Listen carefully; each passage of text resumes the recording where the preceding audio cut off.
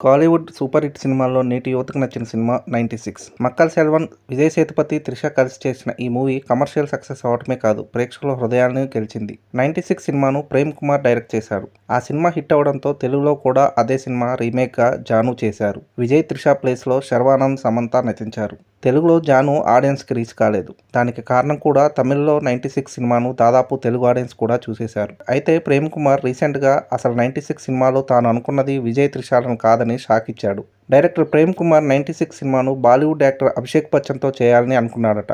ఆయన ఊహించుకునే కథ రాసుకున్నారట. కానీ ఆయన దాకా వెళ్ళడం కుదరక విజయ్ సేతుపతికి చెప్పడం, ఆయన ఓకే చేయడం జరిగింది.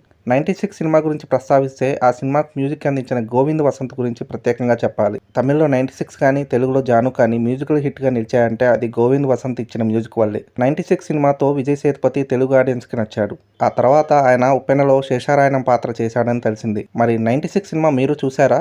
ఆ సినిమాపై మీ కామెంట్ ఏంటో మాకు తెలపండి. అదండి సంగతి. ఇలాంటి ఇంట్రెస్టింగ్ విషయాలు మరెన్నో తెలుసుకోవడానికి మా ఛానల్ని సబ్స్క్రైబ్ చేసుకోండి. మా వీడియోస్కి లైక్ చేసి పక్కనే ఉన్న బెల్ ఐకాన్ క్లిక్ చేయడంతో మా వీడియోస్ మీకు నోటిఫికేషన్ రూపంలో వస్తాయి.